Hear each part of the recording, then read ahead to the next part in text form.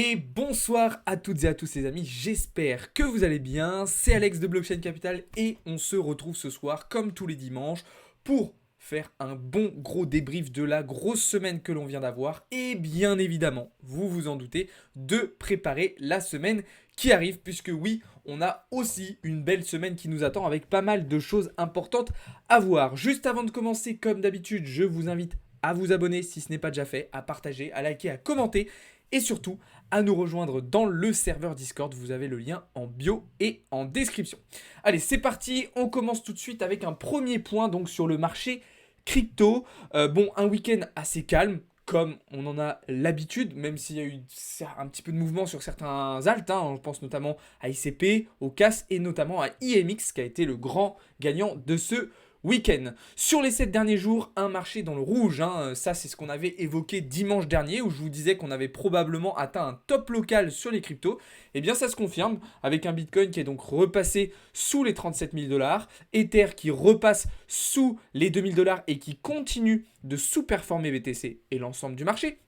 Et on a donc un marché des alts par contre qui est un petit peu plus coupé en deux, avec sur les 7 derniers jours certains qui ont été en grosse difficulté, je pense à XRP, je pense au Link, je pense au Litecoin, etc. Et d'autres qui ont continué à tirer leur épingle du jeu, avec notamment Avax qui prend quasiment 30% cette semaine, le CAS encore une fois, NIR, RNDR, TIA, beaucoup de projets d'ailleurs dont vous avez parlé ces dernières semaines. Alors maintenant, vers quoi on va tendre, vers quoi on va aller et que va-t-il se passer dans les prochains jours et dans les prochaines semaines? Eh bien, personnellement, je reste dans la même optique que dimanche dernier et que dans laquelle j'ai été tout au long de la semaine. La seule petite subtilité, c'est, et j'ai un petit OK, excusez-moi, c'est que je ne mets pas la possibilité d'un retour vers les 37 800, voire 38 000 dollars. Ok, c'est une possibilité. Pourquoi? Eh bien, tout simplement parce qu'on a une zone d'ordre qui s'est créée justement aux alentours des 38 000 dollars. Et donc, ce n'est pas impossible qu'on revienne chercher ce niveau et qu'on refasse en fait, qu'on referme en fait le top précédent qui n'est pas très beau. C'est pas un très beau top.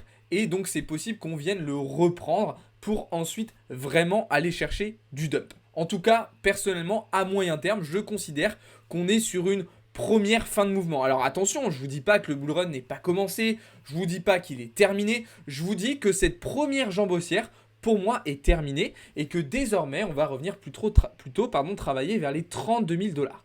Donc personnellement, je suis déjà en short sur Bitcoin puisque j'étais rentré mercredi dernier aux alentours des 37 300 dollars.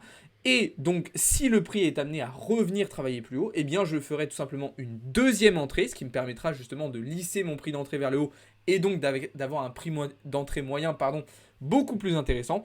Et après, mon objectif, ça sera tout simplement d'aller chercher des targets en direction des 32 000, 32 500 dollars. Je vous ai déjà expliqué un certain nombre de fois que pour moi, si on venait travailler vers les 34 000, on allait avoir une cascade de liquidation, et etc. etc.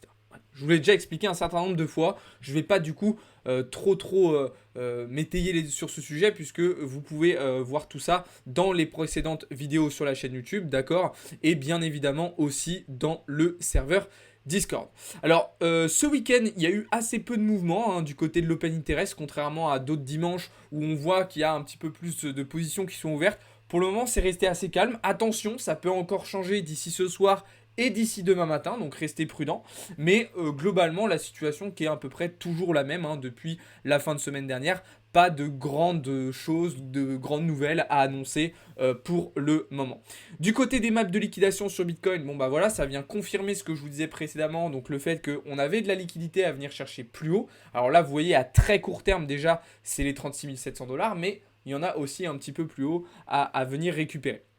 D'accord? Sur Ether, par contre, c'est pas du tout la même chose. Sur Ether, on a fait vraiment un gros nettoyage en haut et donc désormais, il ne reste plus que de la liquidité à venir chercher plus bas. D'accord? Malgré ça, je vais quand même essayer d'aller choper un prix d'entrée un petit peu plus haut sur Ether au cas où justement Bitcoin reviendrait vers les 38 000 dollars. Mon objectif, ça serait de revenir dans la zone de TE pour Ether qui vient quand même de valider en 1 heure, un MSS et un boss, donc ce qui est plutôt haussier à court terme, même si bien évidemment on reste dans une configuration de continuation baissière avec, vous voyez, impulsion, bear flag et après on ira plus bas. D'accord? Donc ça, c'est l'objectif sur Ethereum tout simplement. Après, bien évidemment, on verra en fonction du comportement du prix, qu'est-ce qu'on pourra mettre en place justement pour se positionner. Donc voilà un petit peu ce à quoi je m'attends du côté d'Ethereum. Du côté des alts, il y a pas mal de petits setups intéressants que je trouve que je surveille aussi. Alors notamment ARB sur lequel on est toujours en short, hein, pas de changement. On aurait pu se repositionner jeudi matin. Je ne l'ai pas fait, mais c'était une possibilité. Et là, on s'approche de nos targets finales, du coup, en direction des 93 centimes. Donc là, magnifique prise de position qui vous a été partagée dans le serveur Discord. Et bien évidemment, si vous êtes dans cette position, eh bien, je vous invite à la sécuriser avec une prise de profit partiel et un SL ABE. On a aussi le short sur Solana qui est toujours en cours, d'accord, avec des objectifs de retracement assez importants. On a pris des premiers profits et sécurisé notre position. Les prochaines targets se situent pour nous en direction des 50 $, mais pourquoi pas aller chercher encore plus bas en direction des 40 $ si le marché crypto dump dans son ensemble. Ok ? Du côté du TRB, alors là c'est un petit peu l'inverse, petite position longue cet après-midi sur le TRB, d'accord, position un petit peu risquée, mais le setup est plutôt sympa, et évidemment vu que je tape sur une potentielle remontée de Bitcoin à court terme, j'en ai profité pour prendre un petit achat sur le TRB qui a d'ailleurs souffert pas mal hein, ces derniers temps.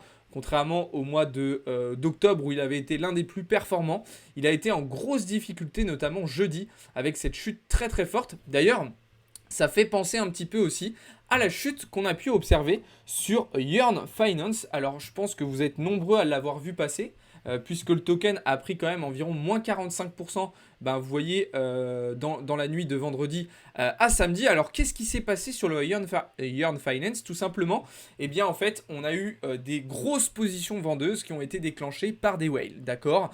Faut savoir que Yearn Finance, donc le token YFI, 50% des tokens en circulation sont aujourd'hui détenus par 10 portefeuilles. Donc c'est assez problématique parce que ça veut dire qu'on a 10 personnes à peu près qui peuvent potentiellement faire dump le marché et notamment là on a un exemple parfait, ça a été le cas justement vendredi soir. Donc attention, très très important quand vous faites de la recherche fondamentale à regarder un petit peu on-chain, qui détient la supply, ok? Est-ce que c'est centralisé sur quelques portefeuilles ou est-ce qu'au contraire on a quelque chose de très dilué, ce qui est en général un peu mieux, même s'il ne faut pas que ça le soit trop non plus, ça peut avoir quelques répercussions, ok?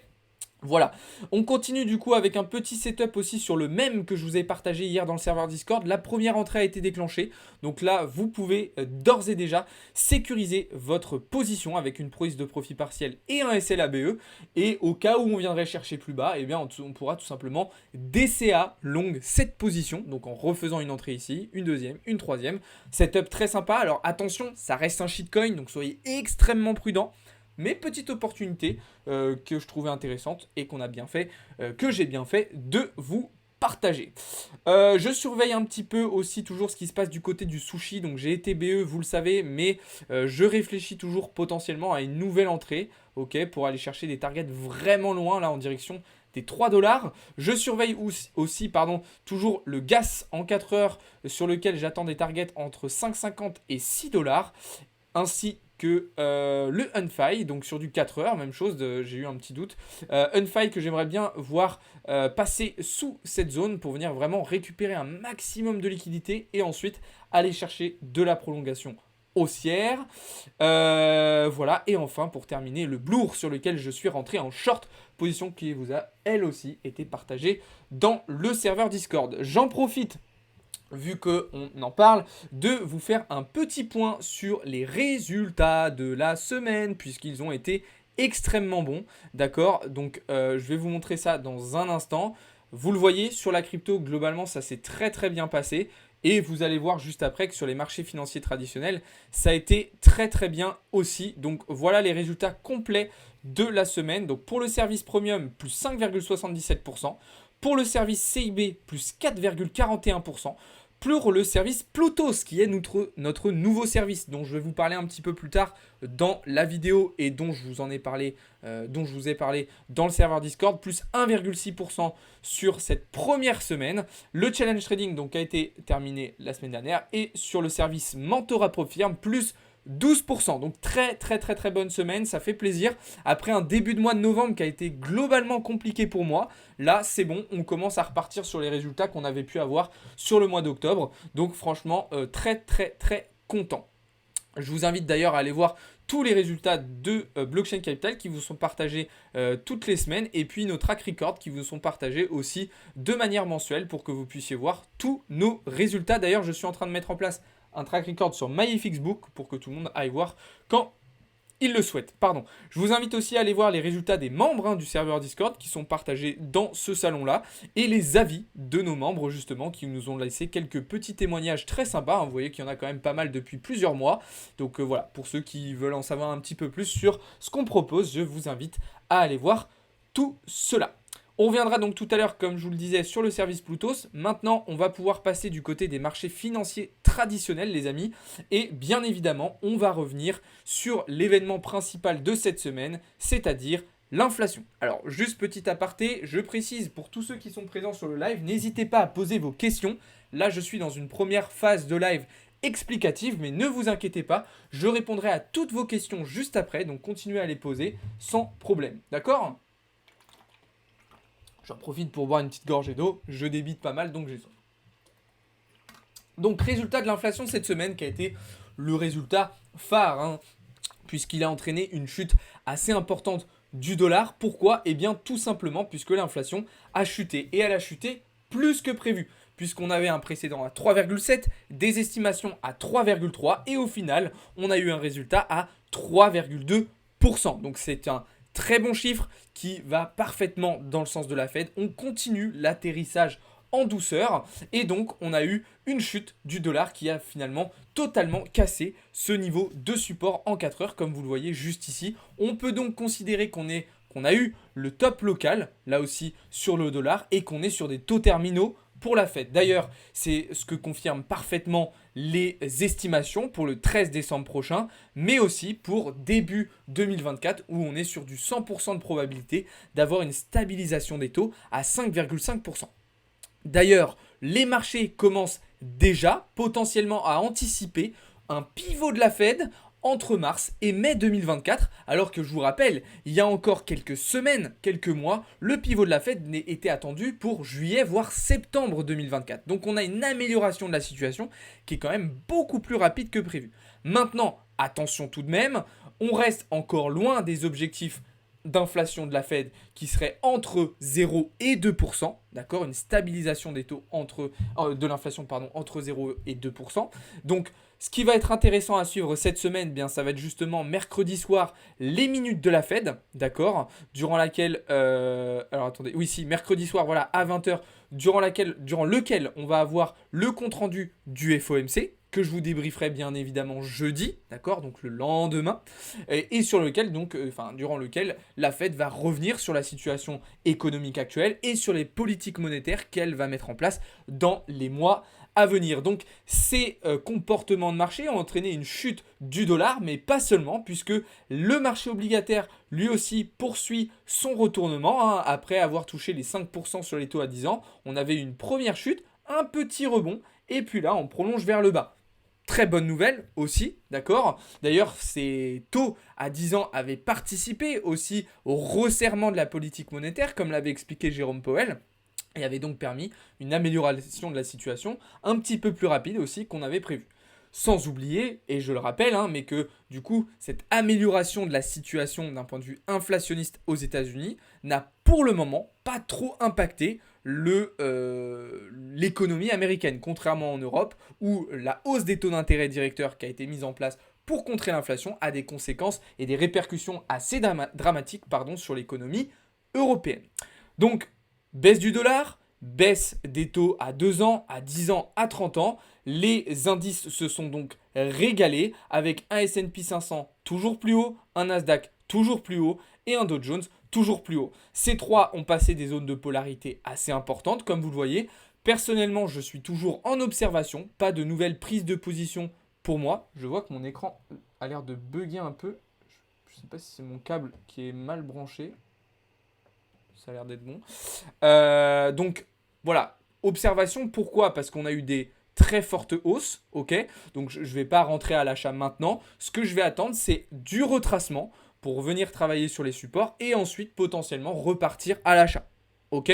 Donc pour le moment, on reste acheteur sur les indices, mais pas n'importe comment, pas n'importe quand. Pensez que le timing, le momentum, c'est quelque chose de très très important en investissement et en trading. Et là, clairement, on n'est pas dans une configuration d'achat immédiate. D'accord? Vous voyez par exemple sur S&P 500, on a quelques petits gaps de continuation potentiellement qui seraient intéressants de venir combler. Par contre, un des indices que je vais potentiellement vendre prochainement, cette fois c'est pas du côté américain mais c'est de l'autre côté de l'Atlantique, puisqu'en Allemagne, je considère qu'on arrive sur des niveaux de prix potentiellement intéressants pour revendre le DAX. Pour ceux qui sont dans le serveur Discord depuis quelques mois, je vous rappelle qu'on avait vendu le DAX au printemps dernier et qu'on avait pris du coup des profits fin octobre. Là, on a eu une très grosse remontée du DAX comme vous le voyez, mais on arrive de nouveau sur une résistance intéressante aux alentours des 15 900, 16 000 points pour repasser vendeur. Attention quand même, on est très très costaud, les indices européens qui réagissent d'ailleurs très bien, le CAC c'est la même chose, mais voilà, on va potentiellement commencer à raisonner un petit peu vendeur, même chose que sur S&P, ça ne veut pas dire qu'on va rentrer immédiatement en position vendeuse, C'est deux choses différentes, la réflexion et l'exécution. Rappelez-vous-en. Ok, donc voilà un petit peu ce que je pouvais vous dire de ce côté-là. Sur le Forex, du coup, avec le comportement qu'a adopté le dollar cette semaine, j'avoue qu'on a pris un petit peu moins de positions que ce qui était prévu. D'ailleurs, regardez les positions sur USD que j'avais prévues qui ont été coupées très très rapidement, que j'ai close ABE en fait parce que je le sentais pas trop, je voyais le dollar qui chutait encore, donc j'ai préféré clôturer très très rapidement mes positions. Il n'y a pas eu du tout le retracement potentiellement qu'on aurait pu attendre sur le dollar, où je vous disais ici que potentiellement on pourrait venir au moins combler les 105.2. Ça n'a pas du tout été le cas, on est reparti direct vers le bas. On a juste fait un petit quick range entre temps, mais qui n'a vraiment pas duré longtemps. Et là, vous voyez cassure vendredi en fin de session US. Voilà un petit peu. Et alors, la partie sur les marchés tradis sur laquelle on s'est le plus régalé cette semaine, c'est sur les commodities. Puisque du coup, on est repassé acheteur sur le gold après l'avoir vendu un petit peu sur les premières semaines de novembre. On est repassé acheteur et ça s'est super bien passé, comme vous le voyez. Et puis, on a prolongé du coup nos ventes sur le pétrole. D'ailleurs, je vais vous faire un petit point assez important sur le pétrole parce qu'il se passe pas mal de choses quand même en ce moment. Effectivement, le pétrole qui va potentiellement passer excédentaire dans les prochains mois. Qu'est-ce qui se passe en fait? Eh bien, on a une offre qui est trop importante par rapport à la demande. Et encore, dites-vous que la Russie et l'Arabie Saoudite ont suspendu leur production jusqu'au mois de décembre. Donc imaginez s'ils ne l'avaient pas fait.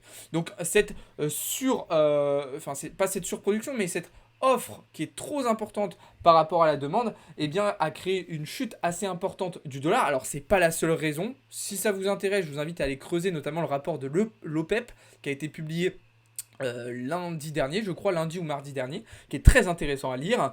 Mais du coup, voilà, on va plutôt chercher de la petite continuation baissière à court terme sur le pétrole. Et si on vient sur 74-70, on réfléchira potentiellement à acheter un petit peu les spikes. Donc ça sera intéressant de surveiller, mais en tout cas, vraiment beaucoup d'opportunités sur les matières premières, sur les commodities cette semaine qui nous ont permis là aussi de réaliser les très très bons résultats dont je vous parlais tout à l'heure. Voilà un petit peu ce que j'avais à vous dire. L'autre élément phare de cette semaine, de la semaine qui vient de s'écouler, les amis, vous vous en doutez bien, c'est le shutdown aux États-Unis qui a été évité. Donc le clan Biden, le gouvernement de Biden a finalement adopté la loi du coup de prolongement du coup pour le budget fédéral américain, mais seulement jusqu'à la mi-janvier. Donc mi-janvier, d'ici 2 mois. On va se reposer les mêmes questions, ça va être le même bordel autour de cette fameuse dette américaine. Donc voilà, je pense que c'est quelque chose qui va se répéter de très très nombreuses fois. Je regarde sur ma petite fiche si j'ai rien oublié de vous dire. Si, j'ai oublié de vous dire les amis une petite chose. sur le marché crypto. Vous savez que en ce moment, j'aime bien vous partager voilà, des petits tokens qui n'ont pas encore forcément trop performé et qui pourraient le faire dans les prochaines semaines. Alors celui-là, celui dont je vais vous parler aujourd'hui, il a déjà bien performé, mais il pourrait partir à une vitesse phénoménale vers son ATH si en weekly, le fait vient casser cette zone de résistance. Donc c'est vraiment un actif que je surveille particulièrement depuis quelques jours et que je vais surveiller dans les semaines à venir. Bien évidemment, c'est pas le seul. Je vous ai parlé du Lido dernièrement et puis de plein d'autres. Je vous invite à aller voir les vidéos sur la chaîne YouTube et puis bien évidemment aussi ce que je vous partage quotidiennement dans le serveur Discord. Voilà un petit peu les informations que j'avais à vous partager sur la semaine qui vient de s'écouler. On va désormais se tourner un petit peu plus sur les catalyseurs macroéconomiques qui vont arriver du coup dans les prochains jours. Faut savoir que c'est une semaine assez particulière qui nous attend. Pourquoi? Bien tout simplement puisque jeudi et vendredi c'est Thanksgiving aux États-Unis, donc 2 jours fériés avec les marchés qui seront fériés, mais on le verra dans un instant, il y aura quand même des petites choses à surveiller. Demain, journée assez calme, pas grand chose à signaler hormis l'adjudication des obligations à 20 ans aux États-Unis. Mardi, journée assez intéressante avec notamment les résultats de l'inflation au Canada et surtout des datas sur le secteur immobilier aux États-Unis, vente de logements neufs, vente de logements existants. On aura aussi un discours de notre chère Christine Lagarde. Et d'ailleurs, je ne sais pas pourquoi Investing a indiqué les minutes de la fête mardi soir, puisqu'elles auront lieu mercredi. D'ailleurs, mercredi qui sera probablement la journée la plus importante de la semaine avec les commandes de biens durables aux États-Unis, les inscriptions hebdomadaires au chômage, les stocks de pétrole brut. Donc là, vous voyez que les inscriptions qui sont d'habitude jeudi auront lieu mercredi, étant donné que c'est férié jeudi. Et donc, mercredi soir, je le disais, les minutes de la Fed. D'accord? Donc, compte rendu du FOMC qu'on débriefera jeudi. D'ailleurs, je me demande si en fait les minutes vont pas commencer dès mardi, vu que justement c'est férié jeudi. Jeudi, donc je vous disais Thanksgiving, ça sera férié aussi au Japon puisque c'est la journée des travailleurs. Pas mal de résultats du côté européen jeudi avec les PMI manufacturiers et de services sur l'ensemble de l'Union européenne. Globalement, on devrait rester dans une zone de contraction économique, d'accord, pour la majorité des pays européens et pour l'Union européenne dans sa globalité. Vendredi, dernière journée de la semaine, beaucoup de résultats européens encore une fois, avec notamment les résultats du PIB en Allemagne, donc résultat qui sera à suivre attentivement, notamment au vu de la potentielle position dont je vous parlais tout à l'heure sur le DAX. On aura à nouveau un discours de Christine Lagarde, et puis c'est surtout vendredi après-midi, même si c'est férié, du côté américain, on aura les résultats des PMI de services qui devraient se rapprocher encore là aussi davantage d'une zone de contraction économique. Donc attention, ça sera des résultats très importants à prendre en compte pour 2024. Pour le moment, les marchés sont toujours pas du tout stressés. Il y a vraiment une sérénité totale sur les marchés et ça se voit très très bien d'ailleurs sur le VIX.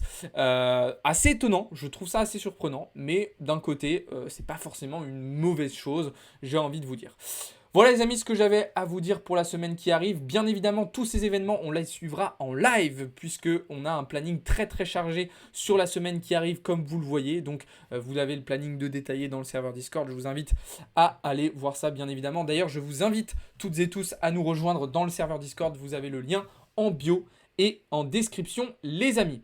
Voilà, je pense avoir rien oublié. Je vais couper l'enregistrement de la vidéo YouTube dans un instant. Pour tous ceux qui sont présents sur les lives Twitch et TikTok, ne bougez pas. Je vais répondre à toutes vos questions dans un petit instant. Pour ceux qui étaient sur YouTube, merci beaucoup d'avoir regardé cette vidéo. Abonnez-vous, partagez, likez, commentez, rejoignez le Discord. Et je vous souhaite à toutes et à tous une très très très bonne soirée, une très bonne fin de week-end et bon courage pour la semaine qui arrive. Ciao tout le monde, c'était Alex pour Blockchain Capital.